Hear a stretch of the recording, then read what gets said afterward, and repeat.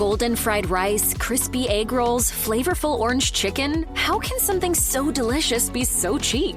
Well, here's the lowdown on why Chinese food is such a low-cost cuisine in the U.S. American Chinese food is precisely that, an Americanized variation of Chinese-style dishes. Either way, this leads us to an essential reason for Chinese food's low prices in the U.S. The cuisine generally consists of recipes amended to incorporate what's popular and readily available in the U.S.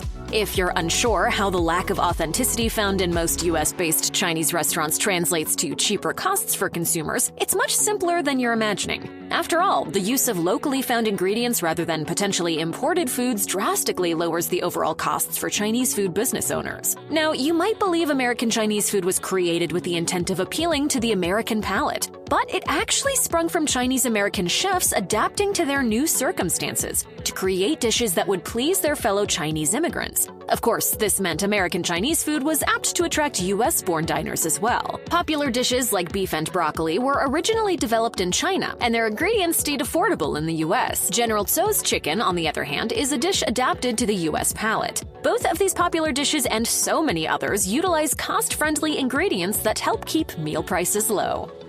Shrimp fried rice, shrimp fried rice, shrimp fried rice, shrimp fried rice. One glance at a Chinese food menu reveals a variety of different fried rice styles with any number of added meats or vegetables available to customers. But rather than making new, individualized batches of rice for each new fried rice order, most Chinese food restaurants use a large batch of pre-made rice as a base, adding additional ingredients only as needed. This shortens the time it takes to serve a completed dish while potentially reducing the overall labor costs for fried rice in the process. The dish appears to have roots as a single-pan type dish favored by the lower classes and prepared to simplify the cooking process while consolidating whatever available food was on hand. In other words, if fried rice wasn't looked upon as a high-cost menu item by Chinese-American immigrants, why would they have expected U.S. consumers to pay a premium price? Additionally, takeout fried rice is usually made with affordable white rice varieties in the U.S., which plays a hand in the item's general cost-effectiveness among American Chinese food items as well.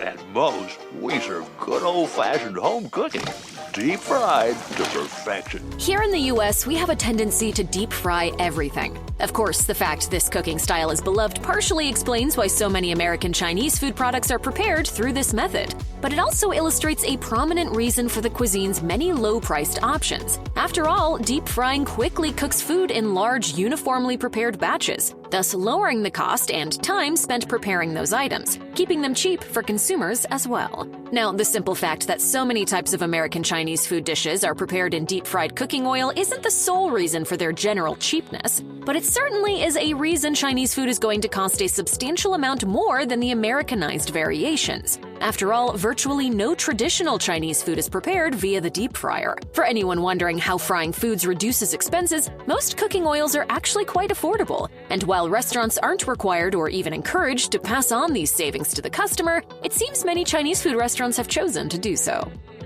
The entire basis of capitalism tends to revolve around a business making as much money as possible, often with little to no regard for the financial well-being of the world around it. In that sense, one of the less savory explanations for how some Chinese food restaurants keep menu prices low is by underpaying employees. Now, we may not like to think about the stunningly low and unfair rate of pay for labor in some professional sectors, but the reality is this sort of trade-off with Chinese food establishments where many employees' required workloads far exceed their pay so customers can reap the benefit of low prices has become part of modern U.S. culture. A.V. Go, a lawyer and director of Metro Toronto Chinese and Southeast Asian Legal Clinic, reported to CBC that hundreds of Chinese restaurant workers have flagged unfair wages with the Ontario Ministry of Labour. She said, "They come to us with the same story and same complaints. No overtime pay, no minimum wage."